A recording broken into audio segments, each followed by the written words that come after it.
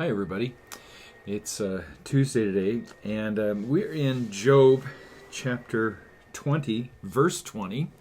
And it goes like this. This is Zophar, who tells Job kind of a fundamental truth that a godless man is always greedy and never satisfied. So it goes like this. They were always greedy and never satisfied. Nothing remains of all the things they dreamed about.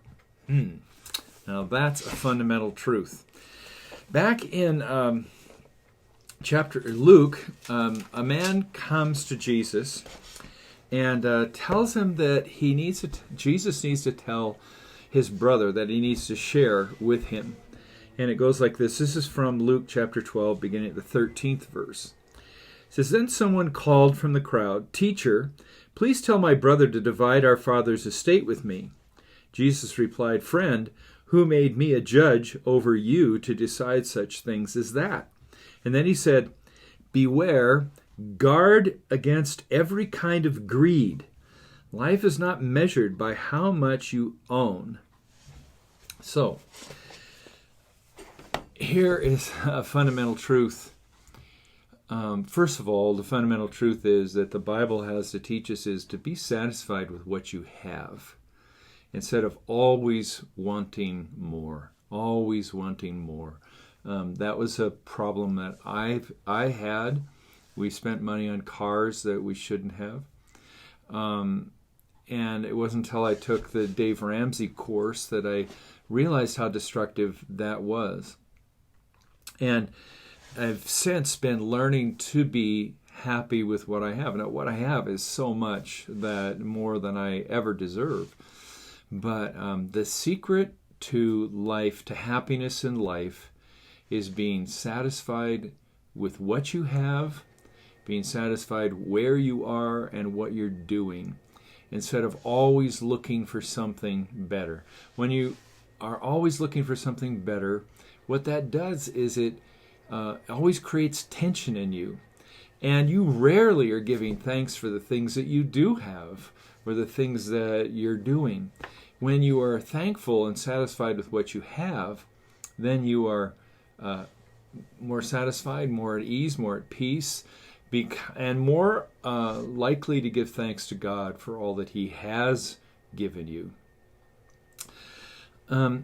The other thing that I want to say with this is that this drive to get newer and better stuff is killing us. And it's killing us personally, and it's also killing us financially. Because, I just give you just an example. You got to have a new car. And, that's okay to get a new car if you have the money to buy a new car. But if you're getting a new car and making payments, I want you to just think about the opportunity costs that are lost there. Your desire to have something new, and you're spending $500. I just heard of a guy who bought a new truck, spending $750 a month on that new truck. I just want to ask you what else could be done with that $500 or $750 a month. And let me just put this out as a possibility, and that is investing in your retirement. Somebody said that if you put $500 a month when you were younger, like 20, into a retirement account, a good mutual fund or whatever, you would have close to $8 million by the time you retired. So think about that. For the sake of a new vehicle, you are losing the opportunity to have $8 million when you retire. And think of what you could do with $8 million when you retire. Think of who you could be giving money to. You could be so generous and help so many causes and feel so good about that. But you sacrifice all of that just for a new vehicle. I also have a friend that I just talked to in Oregon who has, I remember when he bought his new truck as a new red Chevy pickup, and he's a logger, so he hiked it up and he got big tires on it and drove it. Of course, he went up in the woods, so he needed four-wheel drive all the time. That I was just talking to him and said, You still have that truck, don't you? I think it was a 1996 Chevy pickup. He still has it. It has 450,000 miles on it. He has put 2 engines and 1 transmission in it, but he's still driving it, and it's not costing him much money at all. Instead of buying a new truck every 4 years, having a payment.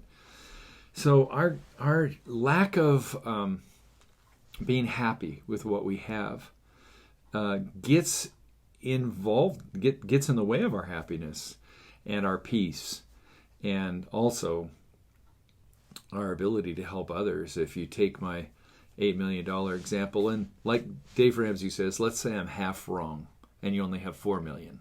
Boo-hoo. Anyway, so I just want you to think about that. I want you to think today about being happy with what you have, and give thanks to God for all the things that He's given to you today, including this day. Although in Colorado right now, it is pretty cold. So if you're not in Colorado, you can be thankful that it's not 12 degrees out. Anyway, God bless. Have a great day.